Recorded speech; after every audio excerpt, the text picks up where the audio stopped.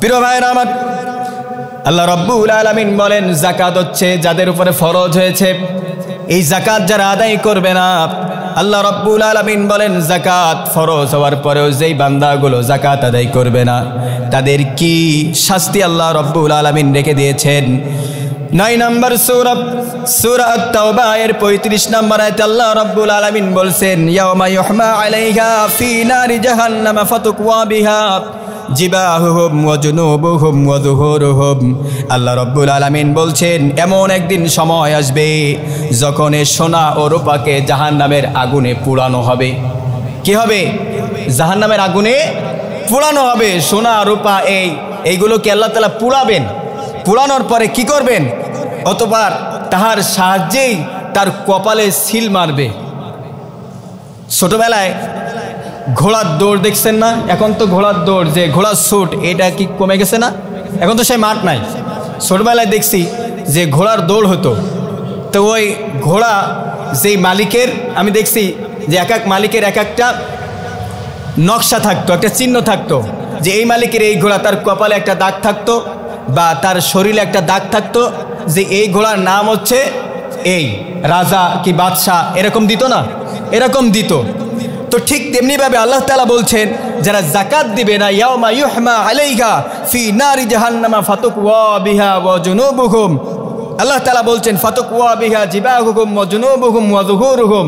আল্লাহ তাআলা বলছেন এই রূপা, এই স্বর্ণ, এই সম্পদগুলো জাহান্নামের আগুনে পুড়ায়া তার কপালে দাগ দেওয়া হবে, তার শরীরে দাগ দেওয়া হবে, বিভিন্ন জায়গায় কি করা হবে? দাগ দেওয়া হবে। আল্লাহ রাব্বুল আলামিন বলেন এই দাগ যখন দেওয়া হবে, এই দাগ দেওয়া সম্পদগুলো হচ্ছে সেই সম্পদ যেই সম্পদগুলো তোমরা দুনিয়ার জমিনে কামলায় ধরছিলে। কি ধরছিলে? কামলায় ধরছিলে। কারণ আমরা দেখেন কামলায় ধরছি।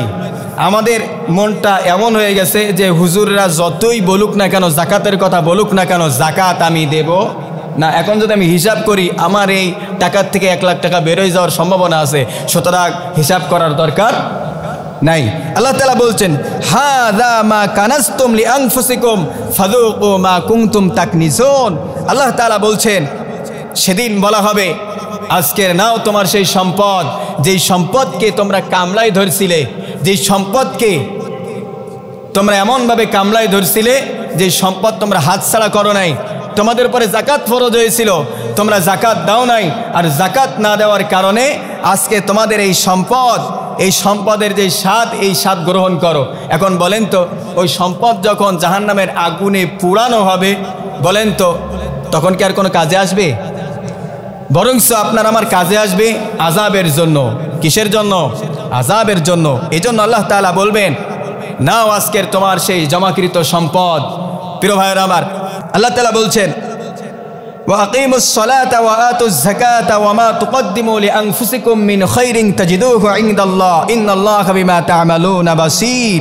আল্লাহ তাআলা বলছেন তোমাদের উপরে যাদের যাকাত ফরজ হয়েছে তোমরা তারা কি করো? যাকাত আদায় করো।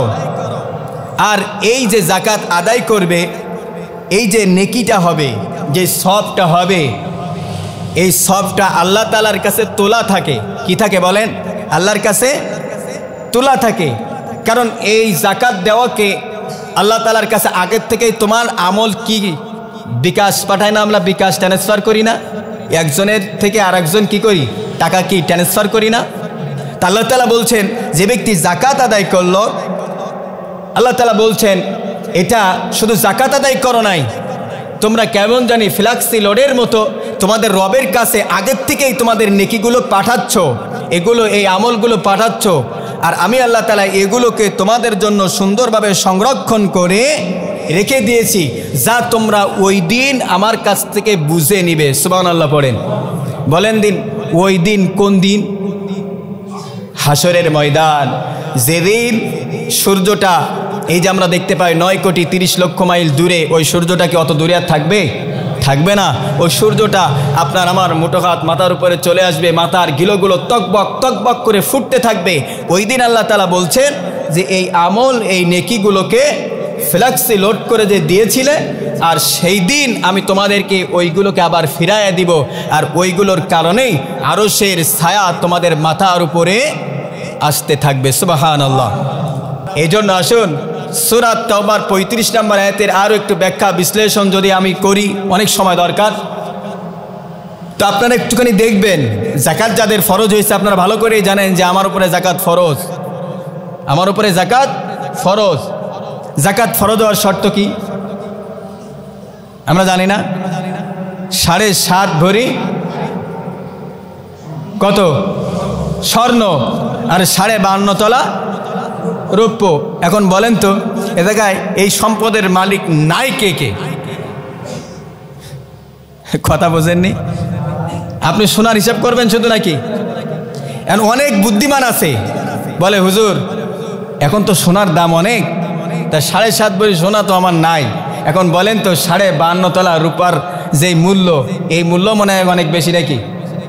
হাসান ভাই কত দাম হতে পারে 52.5 তলা রূপার? মনে করেন আমি 1 লাখ টাকায় ধরলাম, তার কম হবে, তার বেশি হবে না, বেশি করে ধরলাম। কত লাখ? 1 লাখ।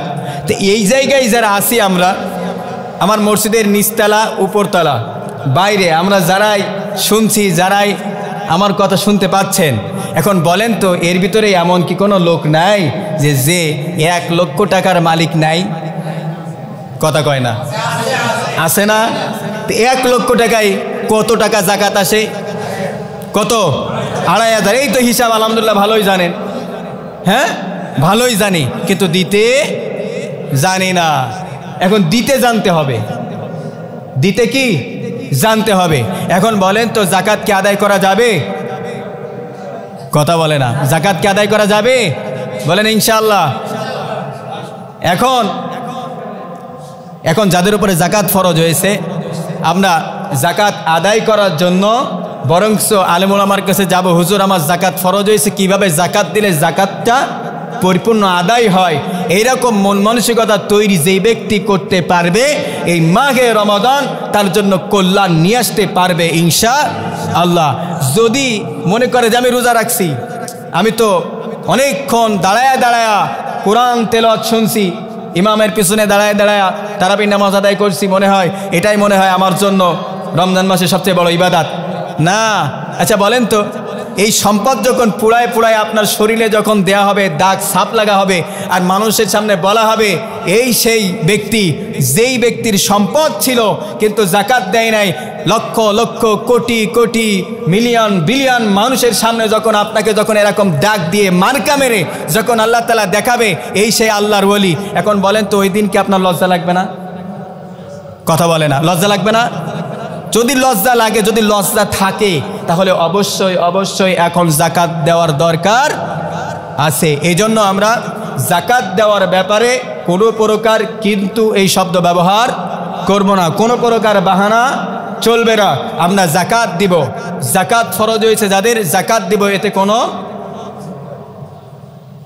কোনো কি হবে না, কিন্তু হবে না।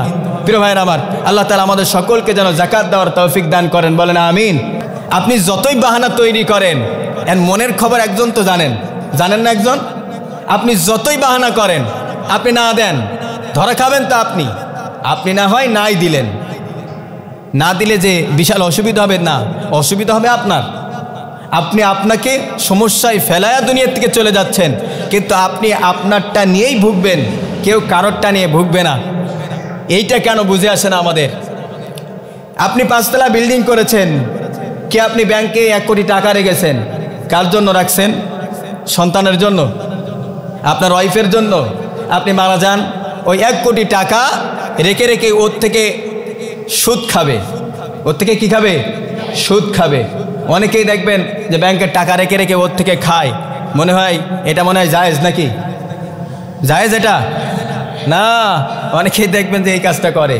খবরদার, এটা যারা করেন এখনো পর্যন্ত সময় আছে, ওই কাজটা করা যাবে না, সম্পূর্ণ কি হারাম, সুদ খাচ্ছেন আপনি। তাহলে দেখেন এই টাকাগুলো রেখে আপনি মারা যাচ্ছেন, ওই টাকা যাদের জন্য রাখছেন তারাই ওই টাকা থেকে সুদ খাচ্ছে, আর আমল নামায় কার যাচ্ছে? যে রেখে গেছে তার যাচ্ছে। তাহলে আপনি আপনার জন্য কিছুই করলেন না, আপনার জন্য একটাই করছেন কামাই, সেটা হচ্ছে জাহান্নাম। সুতরাং আমরা জাহান্নাম কামাই করতে চাই না, আমরা চাই আল্লাহর জান্নাত কামাই করতে। বলেন আমিন।